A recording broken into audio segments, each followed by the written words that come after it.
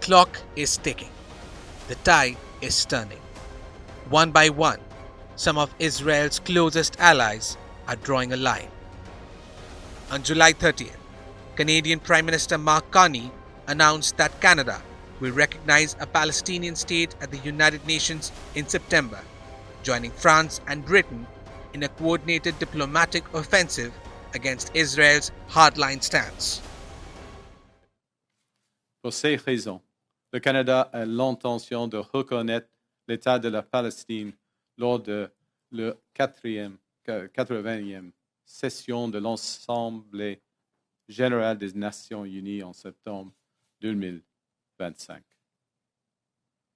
Cette intention repose sur la volonté de l'autorité palestinienne de mener des réformes essentielles, notamment la promesse de son président Mahmoud Abbas d'organiser des élections générales en 2026 et de ne pas militariser l'État palestinien. Le Canada va redoubler d'efforts pour appuyer une gouvernance forte en Palestine et contribuer à un avenir pacifique et promoteur pour son peuple.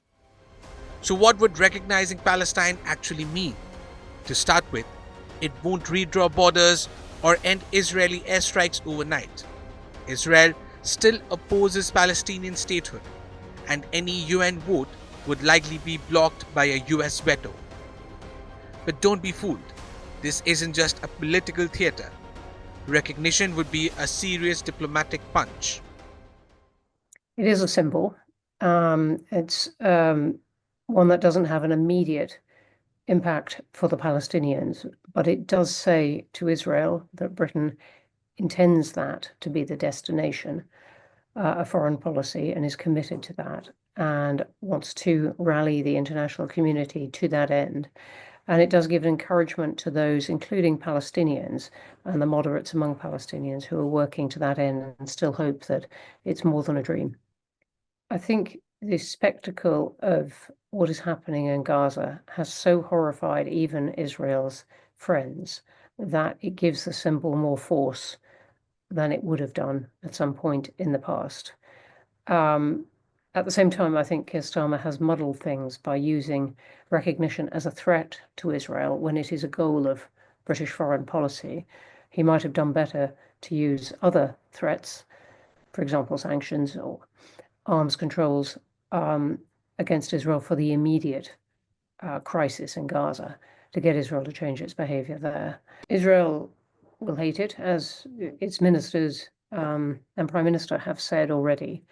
The US hasn't taken the same position, but I think Donald Trump, in speaking to Keir Starmer in Scotland, gave him the go-ahead in a way in saying that we don't all have to agree and he's free to take a position, and said as much on the plane home.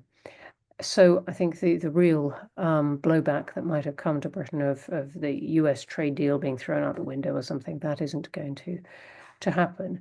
What it does do is bring Britain into the group of countries who are very actively trying to bring a solution to this, not just to Gaza, but some kind of permanent agreement between Israel and the Palestinians that will be an alternative to endless war. And the danger at this point is that if Israel continues doing what it's doing, not just in Gaza, but on the West Bank, it grabs that land, but it ends up with millions of people and a region that will hate it essentially forever. And that's not in Israel's interest either. When major powers like the UK, Canada, and France extend recognition, it signals more than just support. It sends a message that the status quo isn't acceptable. It's a move that legitimizes Palestinian aspirations for statehood and exposes the growing rift between the West and Israel over Gaza. Recognition would also mean a practical shift. The UK, Canada, and France could open a Palestinian embassy in London. It would formally accept Palestinian passports, and it would treat Palestine not as a disputed territory, but as a legitimate state with diplomatic standing. Now that matters. It's important to note that this recognition wouldn't extend to Hamas. Britain has proscribed Hamas as a terrorist organization, and that won't change. The UK would deal with the Palestinian Authority based in Ramallah, the governing body it already engages with in the West Bank. Hamas would remain a pariah. Critics might say this is just symbolic, but symbols shape policy. Recognition gives Palestine a seat at the table in future peace talks. It strengthens the hand of moderate Palestinian leaders over extremist factions. And it isolates the US, still Israel's staunchest backer, as increasingly alone in rejecting Palestinian sovereignty. It also recenters the two-state solution, the idea of an independent Palestine alongside Israel based on pre-1967 borders. This has been the international consensus since the 1990s, yet years of illegal settlement expansion and repeated wars have buried the vision under rubble and cynicism. France has already announced its intention to recognize Palestine, following Spain, Ireland, and Norway. Now, with Canada joining this movement, could tip the balance. If Britain, France, Canada, and other Western democracies act together, the diplomatic isolation of Palestine may finally begin to break. Roughly 144 UN member states already recognize Palestine, including India, China, Russia, and much of the global south. But among major Western powers, that list is thin. A UK move would shift that dynamic. It would bring pressure on holdouts. It would force conversations in EU capitals, and it would challenge Washington's unquestioning loyalty to Netanyahu's government. But beyond diplomacy, there's a moral urgency. Gaza is on the brink of famine. A UN Food Security panel says the worst-case scenario is already playing out. Aid is being blocked.